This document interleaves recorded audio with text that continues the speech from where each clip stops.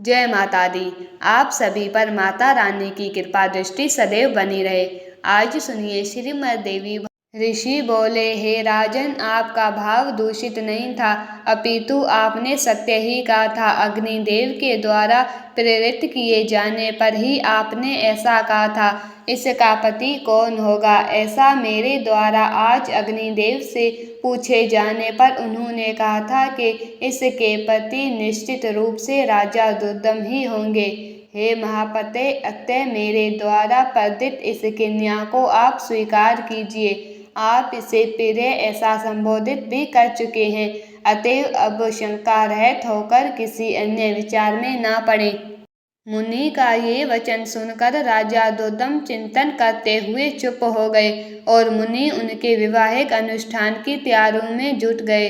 उसके बाद विवाह कार्य के लिए मुनि को तत्पर देखकर रेवती ने कहा, हे तात, आप मेरा विवाह रेवती नक्षत्र में ही संपन्न कराइए।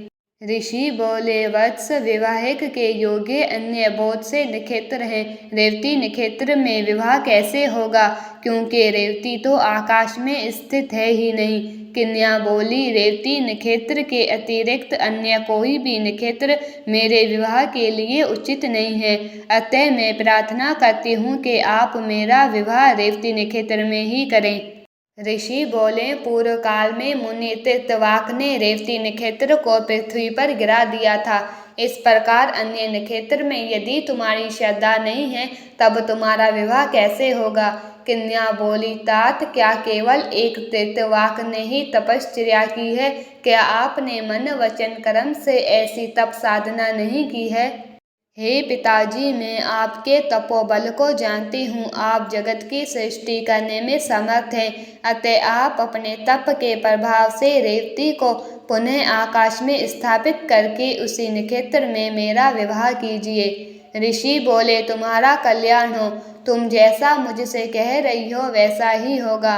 तुम्हारा हितार्थ मैं आज ही रेवती नक्षत्र को सोम मार्ग में स्थापित करूँगा।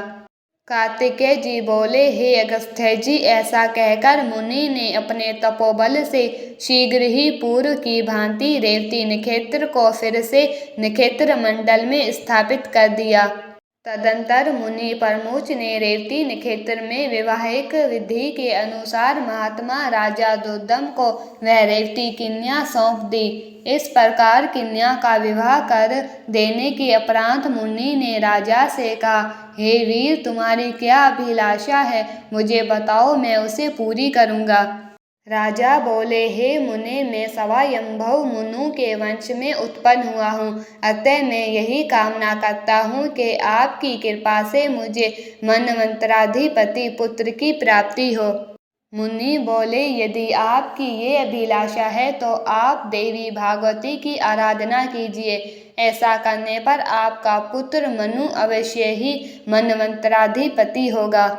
श्रीमद् देवी भागवत, जो पंचम पुराण के रूप में व्याख्यात है, उसका 5 बार श्रवण करने के उपरांत आपको मनवांछित पुत्र प्राप्त होगा। रेवती के गर्भ से उत्पन्न रेवत नाम वाला 5वां मनु वेद वेता, शास्त्रों के तत्वों को जानने वाला, धर्मपरायण तथा अपराजय होगा। मुनि परमुच के इस प्रकार कहने पर प्रसन्न होकर प्रतिभा संपन्न राजा दुर्दम ने मुनि को प्रणाम किया और वह भार्या रेवती के साथ अपने नगर चले गए। महामते राजा दुर्दम ने अपने पिता पितामह से प्राप्त राज्य पर शासन किया और इस धर्मात्मा ने औरस पुत्रों की भांति अपनी प्रजाओं का पालन किया। एक बार उनके यहाँ महात्मा लोमश ऋषि पधारे। राजा दुर्दम ने उन्हें प्रणाम किया और उनका विधिवत पूजन कर दोनों हाथ जोड़कर कहा। राजा बोले, हे भगवान, हे मुने, यदि आप कृपा करें तो मैं पुत्र प्राप्ति की कामना से आपसे देवी भागवत नामक पुराण सुनना चाहता हूँ। राजा का ये वचन सुनकर लोमश मुनि प्रसन्न हो गए और बोले, हे राजन, आप धन्य हैं, क्योंकि तीनों लोकों की जननी देवी भागवती में आपकी ऐसी भक्ति हो गई है। देव, दानव तथा मानव की आराध्य परा भागवती जगदम्बा में यदि आपकी भक्ति उत्पन्न हुई है तो आपकी कार्य सिद्धि अवश्य होगी। अतएव हे राजन, मैं आपको श्रीमद् देवी भागवत सुनाऊंगा, जिसके सुनने मात्र से कुछ भी दुष्प्राय नहीं रह जाता। हे ब्राह्मण, ऐसा कहकर मुनि ने किसी शुभ दिन में कथा का आरंभ किया। अपनी पत्नी के साथ राजा ने 5 बार श्रीमद् देवी भागवत पुराण का विधिवत श्रवण किया। कथा समाप्ति के दिन धर्मनिष्ठ राजा दुर्दम ने अत्यंत प्रसन्नतापूर्वक श्रीमद् देवी भागवत पुराण तथा लोमश मुनि की पूजा की। राजा ने निर्वाण मंत्र से हवन करके कुमारी कन्याओं को भोजन कराया और सप्तनिक ब्राह्मणों को प्रभूत दक्षिणा दान द्वारा संतुष्ट किया।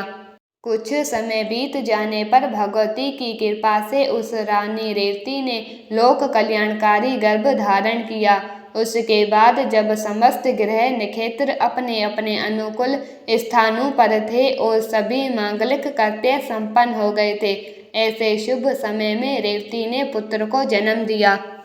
पुत्र के जन्म का समाचार सुनकर राजा दुर्दम अत्यंत प्रसन्न हुए और उन्होंने स्नान करके स्वर्ण कलश के जल से पुत्र का जातकर्म आदि संस्कार संपन्न किया। तदंतर राजा ने विधि पूर्वक दान देकर ब्राह्मणों को संतुष्ट किया।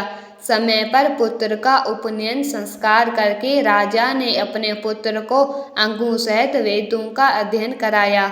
इस प्रकार राजा का वह रेवत नामक तेजस्वी पुत्र समग्र विद्याओं का निधान, धर्मपरायण, अस्त्र विशारदों में श्रेष्ठ, धर्म का वक्ता तथा धर्म का पालन करता हो गया। उसके बाद ब्राह्मण जी ने रेवत को मनु के पद पर नियुक्त किया और वह श्रीमान मनवंतराधिप के रूप में धर्मपूर्वक पृथ्वी पर शासन करने लगे। इस प्रकार मैंने देवी भागवती के इस प्रभाव का संक्षेपित रूप से वर्णन कर दिया। इस श्रीमद् देवी भागवत पुराण के महात्म्य का विस्तार पूर्वक वर्णन करने में कौन समर्थ है। सूत जी बोले, हे ब्राह्मणों, इस प्रकार श्रीमद् देवी भागवत का महात्म्य तथा उसकी विधि सुनकर और कुमार कार्तिकेय की पूजा कर अगस्त्य जी अपने आश्रम चले गए। हे विप्रवरों, मैंने आप लोगों के समक्ष श्रीमद् देवी भागवत का ये महात्म्य कह दिया।